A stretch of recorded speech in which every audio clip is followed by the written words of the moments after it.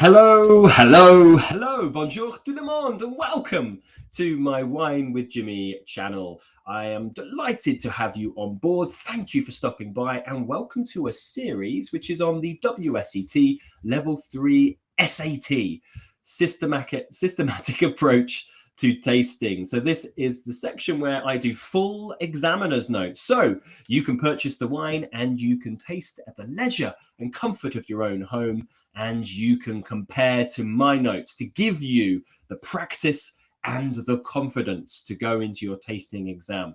So yes, please make sure you click the subscribe button so you get all these wonderful updates per week, and make sure you click the like button to give us a helping hand in the world of YouTube. If you do have any comments, questions or concerns, or you want to share your tasting notes, or you want to share your scores, please do put them in the comments section below this video. And you can also get in touch by the means of social media at the bottom of every slide. So I'm going to go through my tasting notes on a wine. This is Te Kano Pinot Noir. It's from Central Otago in New Zealand, and it's the 2018 vintage at 14% alcohol. This is available at Streatham Wine House, which is, full disclosure, my wine bar in London, and this is available at 24 squid. So let's go through the tasting note. It's Pinot Noir, so we have pale intensity, but this is showing development with some garnet hues to it. So for 2 marks on the appearance, we are saying pale and then garnet. So there are 2 marks available. Now, if you haven't done one of these tastings with me online before, then you won't know how I split this up. So let me just go through it. The nose is worth 7 marks. I've split it into 2 marks on this slide for intensity and development, and 5 marks for the aromas on the next slide. I find the intensity on this is not huge, so it's medium intensity, but as the color suggested, being garnet, it is developing. So medium and developing in terms of the intensity and developing. Why is it developing? Well, it's got tertiary, and that's what we'll go through just here.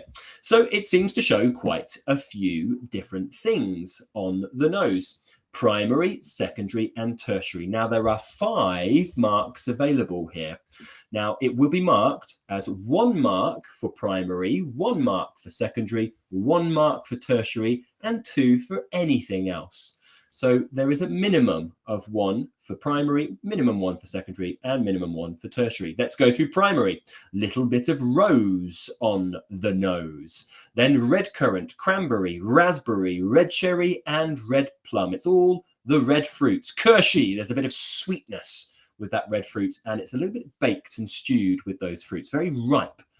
In that red fruit area. A little bit of licorice, a little bit of baking spices. So things like cinnamon, for example, nutmeg, those kind of things included. Vanilla as an oak-based compound, clove, toast, cedar, and charred wood. And then tertiary, leathery forest floor, and it's quite savoury, this wine, a little bit meaty.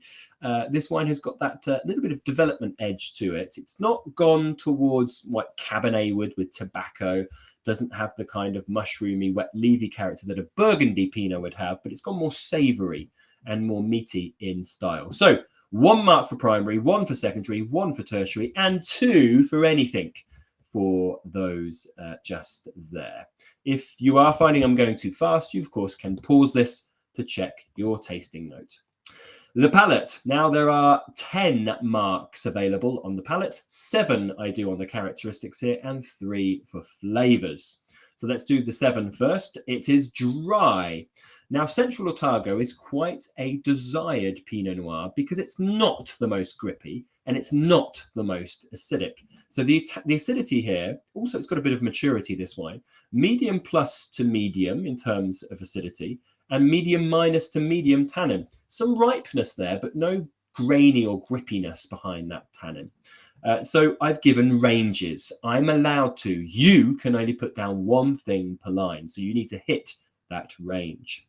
Alcohol is 14. It is quite robust, quite high. That's what brings the body up to being more medium-bodied. Flavor intensity at medium plus, some good characters coming through, and a medium finish for me on this wine at about 25-30 seconds. Now, flavor characteristics make up the next 3 marks. One for primary, one for secondary, one for tertiary. And these are exactly the same characteristics, descriptors as the nose. I do not make a difference. If I find it on the nose, it's automatically on the palate and vice versa. So please pause this, mark your papers for one primary, one secondary, and one tertiary.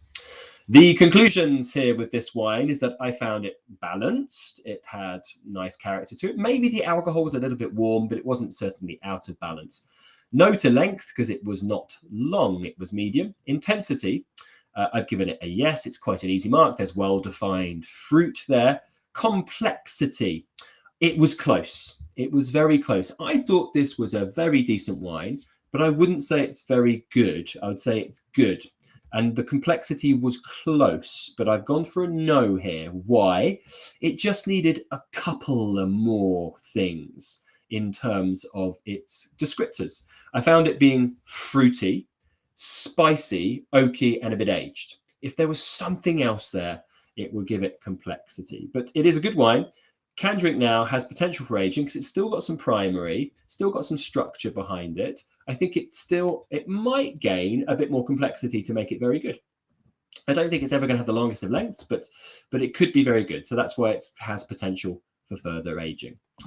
So mark your papers. It's out of 21. 12 is a pass, 14 is a merit, 17 is a distinction. And let me know in the comments below what you got. And if you have any comments or questions, please do pop them down there. Make sure you click subscribe and like whilst you're there as well. If you do also find yourself in London, in United Kingdom, then please come and see me. Come and see me at one of my establishments for a glass or a bottle. I've been Jimmy Smith. Cheers and ciao for now. Bye.